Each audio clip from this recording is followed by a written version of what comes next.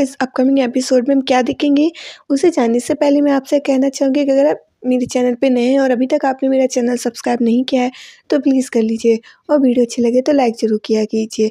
Okay friends, तो चलिए शुरू करते हैं। यहाँ पे दिखाएंगे कि साकेत सोचता है कि इन मैडम का तो अलग ही चल रहा है, शायद ये भी जानना चाहती हैं कि रवि और देविका के बीच में क्या चल रहा है। चलो अच्छा है, इन्हें जानने दो।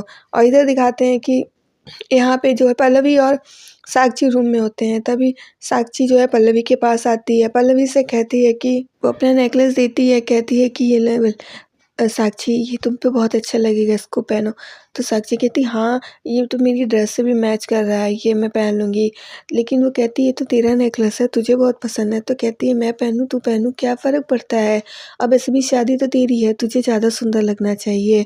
और लेकिन प्रॉब्लम एक है कि तू जा रही है ना, तो मुझे तेरे बगैर जीने की आदत नहीं है, तो मैं कैसे जीऊँगी। पर तू चिंता मत कर, मैं मैनेज कर लूँगी। तभी इसकी माँ आ जाती हैं, इन लोगों के पास आती है, कहती है कि भगवान करे कि तुम दोनों का प्यार ऐसे ही हमेशा बना रहे। और पल्लवी जब भी साक्षी को कोई चीज़ पसंद आती है तेरी तो उसे झट से पकड़ा देती है। तो साक्षी कहती है हाँ माँ, ऐसा ही। फिर तीनों गले लग जाते हैं। कि माँ कहती है कि पल्लवी साक्षी कुछ ही टाइम बाद विदा होकर अपने घर चली जाएगी और इसके बगैर ये घर, ये आंगन बहुत सूने हो जाएंगे, बिल्कुल अच्छा नहीं लगेगा। तभी लोग रोने लगते हैं। तभी वहाँ पे बीजी आ जाती हैं, कहती रेखा रानी कहाँ है तू। तो यहाँ पे खड़ी हुई है। तो कहती है हाँ बीजी बताइए। कहती है कि अरे किस्मत भी ना हमारे साथ क्या खेल खेल रही है, ये देख। तो कहती ये क्या है। तो कहती वो ज़मीन थी ना जो हमारी माँ देविका के नाम कर गई थी, उसी का है। तो वो कहती हाँ। तो कहती हाँ तो कहती देखें ज़रा इसमें क्या है। तो रेखा देखती है उसमें, तो कहती है कि अरे हमारी लाडो के साथ सब कुछ अच्छा हो गया और हमारी लाडो की ज़िंदगी में सब कुछ अच्छा हो जाएगा। तो बीजी कहती हैं कि इसी ज़मीन की लालच की वजह से उस लालची मंजू ने हमारी पोती को अपने उसमें फंसा लिया है। तो वो कहती है कि रेखा की पल्लवी जाए पेपर लाडो को दे देना, क्या पता इसकी कोई ज़रूरत हो, उसे कोई साइन वगैरह करने हो दफ्तर में जाके, तो ये इसको दे देना जाकर। तभी बीजी कहती हैं कि बड़ी आई नाइंसाफ़ी नहीं होने दी, नाइंसाफ़ी तो मेरे बेटे अटल के साथ हुई है। तभी रेखा कहती पल्लवी से अरे बीजी को मैं संभाल लूँगी, तुम जाओ और तुम जाके ये पेपर जो है उसे दे देना जाके देविका को, ठीक है। मैं यहाँ पे देखती हूँ और हाँ जल्दी आना क्योंकि अभी तुझे आके साक्षी को तैयार भी तो करना है। वो कहती ठीक है माँ। फिर पल्लवी वहाँ से चली जाती है। और इधर दिखाते हैं यहाँ पे श्वेता उसका पति विक्की बैठे हुए होते हैं। तभी श्वेता कहती है कि आज तो आपने मेरा साइड ले लिया मम्मी जी के सामने। तो विक्की कहता है ऐसी क्या बात कर रही हो तुम श्वेता, क्यों नहीं लूँगा। तभी वहाँ पे पल्लवी आ जाती है। तो वो कहती है कि श्वेता पल्लवी तुम। तो वो कहती है हाँ वो मुझे देविका से मिलना है। तो वो कहती कि अब शादी में तो कुछ ही घंटे बचे हैं और तुम यहाँ। तो वो कहती हाँ। श्वेता सोचती है कि आखिर शादी के दिन इसे देविका से क्या आन पड़ा काम, तो पता करना होगा। तभी वो कहती है पल्लवी से अच्छा शादी के फंक्शन से कुछ रिलेटेड काम होगा ना। तो वो कहती नहीं, देविका दी को मुझे ये पेपर्स देने थे, वो जो दी के नाम प्रॉपर्टी हो रही थी ना उसी के पेपर्स हैं। तो श्वेता सोचती है अरे ये क्या मैं सुन रही हूँ। मैंने तो सोचा था कि अब बीजी का इस घर में आने के रास्ते खुल रहे हैं और अब यह यहाँ पे सुनने को मिल रहा है। ये बिजली कहाँ से आन गिन पड़ी। अब तो देविका की मम्मी जी जो हैं अब उसी की ही आरती करेंगी, मुझे तो कचरे के डिब्बे में डाल देंगी। श्वेता कहती है कि इनके नाम प्रॉपर्टी हो गई क्या। तो पल्लवी कहती हाँ लगभग दी के नाम प्रॉपर्टी हो ही गई है, बस कुछ कागजात साइन करने हैं उन्हें, बस उसकी है। तो आप प्लीज़ देविका दी को बुला दीजिए। तो जो विक्की होता है कहता है हाँ मैं अभी बुला के ला रहा हूँ, बस आप यहाँ बैठिए मैं अभी बुला रहा हूँ। तो पल्लवी कहती है हाँ ठीक है। अभी विक्की कहता है श्वेता से कि मैं मम्मी को ये खबर सुना के आता हूँ, मम्मी ना ये खबर सुनेंगी तो बहुत खुश हो जाएंगी। तो श्वेता कहती नहीं। तो वो कहता है अरे मम्मी को बताना तो पड़ेगा ही ना। तभी फिर वो जाने लगता है। इधर भी कहते हैं निवेदिता जो है चाय बना के लाती है। तो मंजू कहती है कि मंजू जी कि अरे आपने क्यों तकलीफ़ की। तो वो कहती है अरे नहीं आंटी जी। तो वो चाय पीती एकदम से सोचती ये कैसी चाय बना दी। तो निवेदिता कहती है कि चाय क्या अच्छी नहीं बनी आंटी जी। कहती नहीं नहीं चाय अच्छी बनी ना, मैंने जल्दबाजी में खुशी खुशी में गर्म पी ली थी, चाय तो बहुत अच्छी बनी है। तभी वो मन में सोचती है कि शुक्र है इसकी शादी रवि से नहीं हुई, वरना सवेरे सवेरे मुझे ऐसी चाय पीनी, चाय क्या बिल्कुल गटर का पानी लग रहा है। तभी वहाँ पे विक्की आ जाता है। विकी कहता है कि माँ मेरी एक बात सुनेंगी, तो कहती क्या सुनूं मैं तेरी बात, फिर से तो बुरी खबर सुनाने आ गया, जा मुझे नहीं सुननी है कोई खर्चे वर्चे वाली बात। तो विकी कहता है माँ सुनो तो सही, जरूरी खबर है वो मुझे आपको सुनानी है। तो वो कहती है अरे मुझे नहीं सुनी, जब सुनाता है तो बुरी खबर सुनाता, कभी तो अच्छी खबर सुनाया कर, लगी तो सही क्या तू मेरा लड़का है, जा मुझे नहीं सुननी है। तो विकी कहता है ठीक है नहीं सुननी तो मैं जा रहा हूँ। तो फिर वो मंजू जी कहती है अरे रुक तो सही, जो सुनाने आया वो सुना तो दे, फिर मत देना बाद में बड़ा झटका। तो वो कहती माँ देविका की बहन पल्लवी आई है। तो वो मंजू जी कहती हैं अरे वो क्यों आई है अभी इस वक्त, उसे क्या जरूरत आन पड़ी है यहाँ पे आने की। कि बताता है कि माँ वो जो देविका के नाम 10 करोड़ की जमीन होनी थी ना, वो उसी के कागजात लेकर आई है। तो वो एकदम से शॉक्ड हो जाती हैं, कहती क्या। तो कहते हैं कि हाँ वो जो प्रॉपर्टी 10 करोड़ की होनी थी उसके नाम हो गई। तो कहती है लो तू इतनी अच्छी अच्छी खबर जो सुनाए बगैर ही जा रहा था, तो कितनी अच्छी अच्छी खबर सुनाता है मेरा बच्चा। फिर इधर दिखाते हैं कि यहाँ पे जो है साकेत मोंटी से मिलने आता है। मोंटी से कहता है कि तुम कौन सी ऐसी गहरी सोच में डूबे हो, कोई प्रॉब्लम हो तो मुझे बताओ मैं सॉल्व कर देता हूँ। तभी मोंटी कहता है कि तुम फिर से यहाँ आ गए। तो वो कहता है मुझे तो आना ही था, क्या फ़र्क पड़ता है, मैं तो ये देखने आया हूँ कि तुम खुश हो कि नहीं। तो वो कहता है मोंटी कि मैंने साक्षी को लेटर लिख दिया है, अगर वो लेटर पढ़ने के बाद भी साक्षी शादी को तैयार है तो मुझे इससे कोई फ़र्क नहीं पड़ता है। साकेत मोंटी से कहता है कि तूने साक्षी को लेटर लिख दिया और तो हो गया, अब पल्लवी का क्या होगा, क्या पल्लवी मान जाएगी। तो मोंटी कहता है मुझे इससे कोई फ़र्क नहीं पड़ता है, मेरे लिए इस वक्त मेरी फैमिली की खुशियाँ मायने रखती हैं। तो साकेत कहता है तो पल्लवी का क्या, पल्लवी का क्या, कुछ नहीं कहता है। कहता है कि इससे मेरे भाई और भाभी तो खुश रहेंगे ना, मेरी फैमिली तो खुश रहेगी ना। तो वो कहता है अच्छा।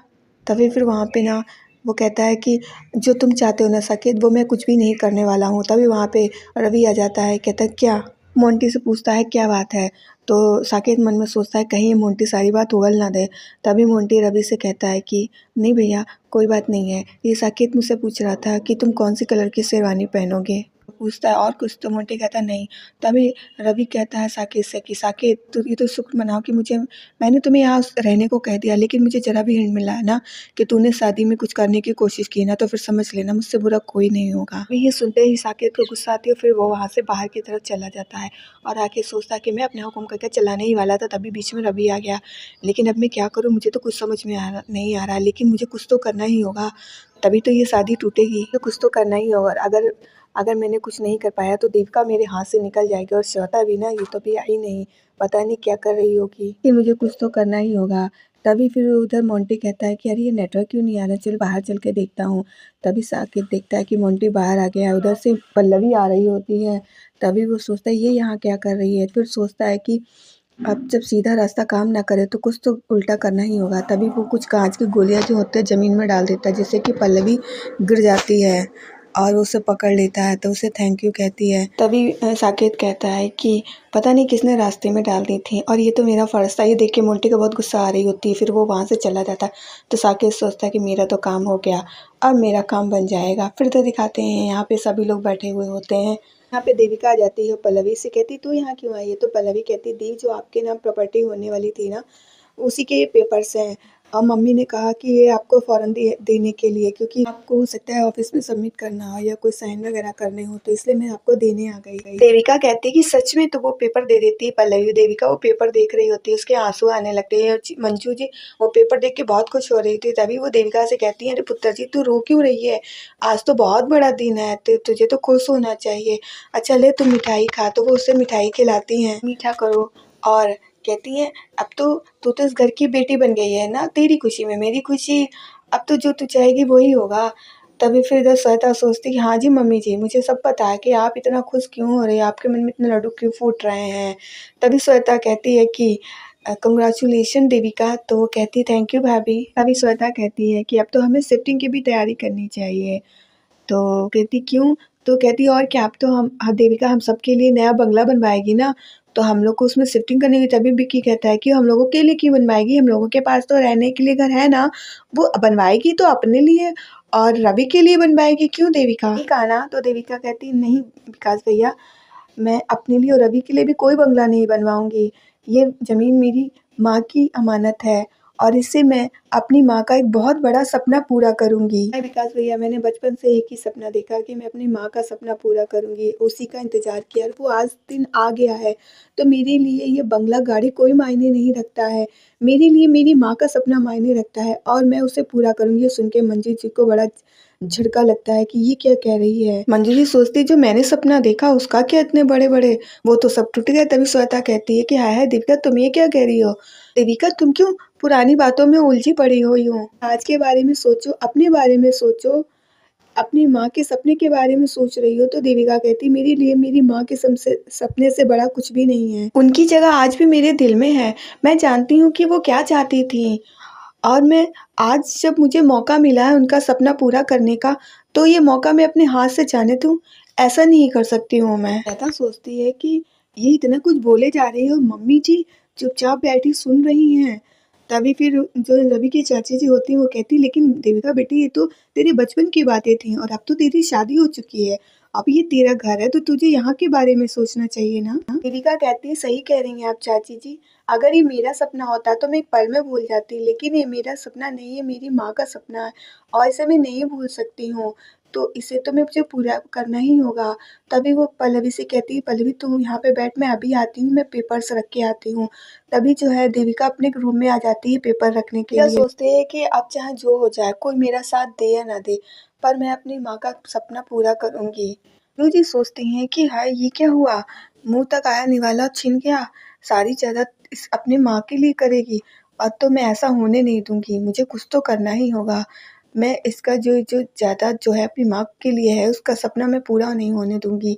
इधर देविका पेपर रख ही रही होती तभी रवि आ जाता है। कहता है सुना है कि जो तुम्हारी प्रॉपर्टी थी तुम्हारे नाम हो रही है।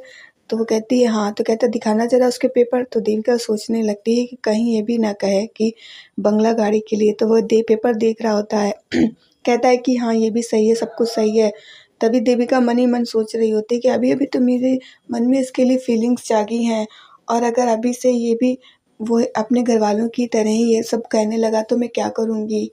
तो वो सोच ही रही होती है। दिखाते हैं कि मंजू जी और रवि के चाचा जी बैठे होते हैं और कहते हैं पहले पैसे तो इसकी कभी जबान तक नहीं खुलती थी और जरा सी प्रॉपर्टी क्या मिल गई, इसके तो भाव ही बदल गए, तेवर ही बदल गए हैं। और कह रही है कि अपनी माँ के लिए, ये नहीं सोच रही है कि ससुराल वालों के लिए। तो मंजू जी सोचती हैं कि और अपनी माँ के सपने के बारे में सोच रही है, एक बार भी नहीं सोचा कि मेरे सपने का क्या होगा। तो ये मंजू सोच रही थी मुझे कुछ तो करना ही होगा। तो फ्रेंड्स आज के लिए इतना ही। अगर आपको ये वीडियो अच्छी लगी है तो प्लीज़ लाइक कर दीजिएगा और चैनल पे नए हैं तो प्लीज़ सब्सक्राइब भी कर दीजिएगा। तो फ्रेंड्स अब हम मिलेंगे अपनी नेक्स्ट वीडियो में, तब तक के लिए बाय बाय फ्रेंड्स।